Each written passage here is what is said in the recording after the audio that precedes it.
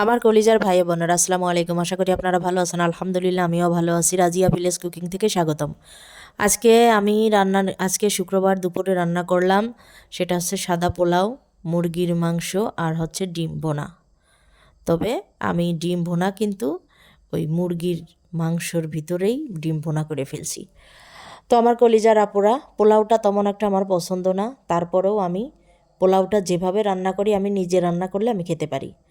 আমার পছন্দ পোলাও সাদা থাকতে হবে, পোলাওর কালার একটুও ডিসকালার হবে না। তো পোলাওটা সাদা করতে চাইলে আপনারা এভাবে রান্না করবেন: রসুন বাটা, আদা বাটা আর হচ্ছে পেঁয়াজ বাটা, কাঁচামরিচগুলো এর সঙ্গে আমি ভেজে নিয়েছি। আমি দারচিনি, এই 2 খণ্ড দারচিনি দিয়ে দিলাম, অল্প একটু, মানে 1 ইঞ্চি পরিমাণ, সেটা 2 খণ্ড করছি। আর এলাচ ফল ছেঁচে দিয়েছি। তো এখানে বিষয়টা হলো যে জিরা বাটা কেউ দেবেন না। যদি আমার মতো এরকম পোলাওটা সাদা করতে চান, তাহলে অবশ্যই আপনারা জিরা বাটা দেবেন, বা দেবেন না, অন্য কোনো মশলা ইউজ করবেন না। আমি যা দিয়েছি তাই দেবেন। তো এইভাবে ভালো করে চালটা ঝরঝরা করে ভেজে নেবেন। ভেজে নেওয়ার পরে এই যে আমি রাইস কুকারে বসাই দিলাম, আমার সময় খুব কম।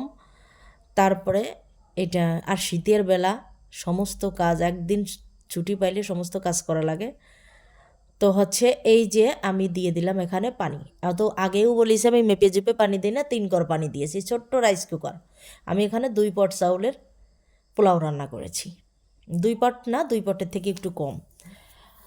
তো এখানে পোলাওটা বসাই দিয়েছি রাইস কুকারে। এখানে হচ্ছে গিয়ে প্রায় হয়ে আসার মধ্যে আমি আবার একটু নাড়াচাড়া করে দিলাম। এখানে চলে আসলাম ডিম সিদ্ধ। তো ডিমটা আমি হচ্ছে চুলাটা দেখাতে পারি না, যেহেতু আমি 1 হাত দিয়ে ক্যামেরা করি আর 1 হাত দিয়ে কাজ করি। তো হচ্ছে ডিমটা আমি সিদ্ধ করে যে লবণ হলুদ লাগাই নিলাম।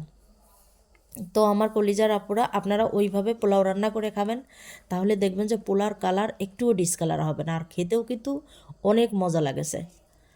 বিশেষ করে পোলাও ভাত আমি খেতেই পারি না, তবে আমি যেভাবে রান্না করি এভাবে যদি আপনারা রান্না করেন, আপনারা ভাতের মতো খাইতে পারবেন। আর এই পোলাওর সাথে যদি শুটকি ভর্তা বা অন্য কোনো তরকারি খাবেন, মনে হবে যে খেয়েই যাই, এরকম মনে হবে। তো যাই হোক, আমি ডিমগুলো ভেজে নিয়ে এলাম, আর হচ্ছে এই আলুগুলো ভাজছি। আমার মেয়ে হচ্ছে এই পোলট্রি মুরগি খাবে, আর হচ্ছে গিয়ে পোলট্রি মুরগির পাতলা ঝোল, তার ভিতরে আলু দিতে হবে। এখন মেয়ে বায়না ধরছে আমার ডিম ভুনা করে দাও। আমার মেয়ের ডিম খুব পছন্দ।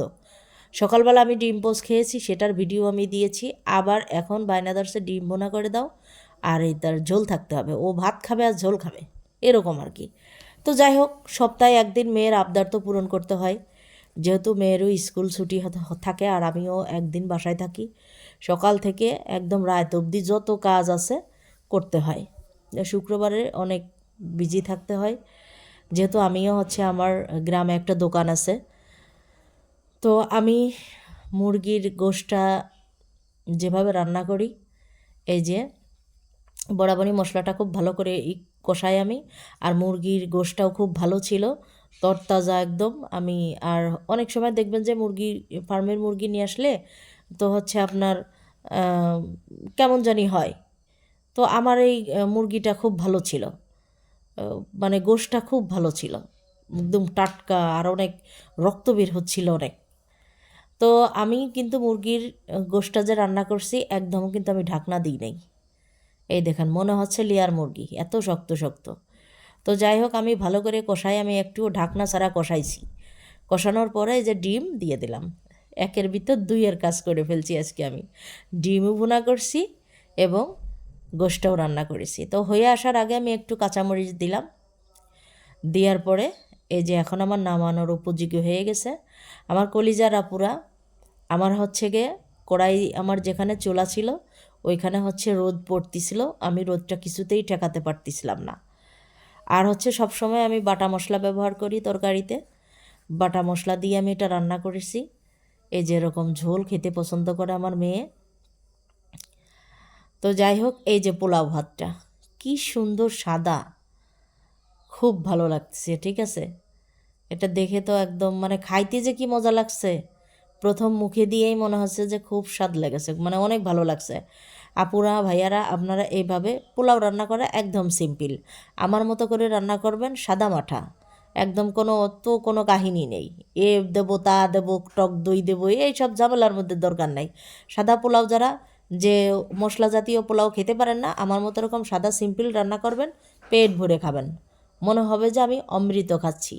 তো যাই হোক কলিজার আপুরা, আপনারা আমার ভিডিওটা যদি ভালো লেগে থাকে লাইক কমেন্ট শেয়ার করবেন, সাবস্ক্রাইব করবেন, আর হচ্ছে আমার পাশে থাকবেন। আমার কলিজার আপুরা, আমি নতুন একজন মানুষ, আমি নতুন ইউটিউবে কাজ করতেছি।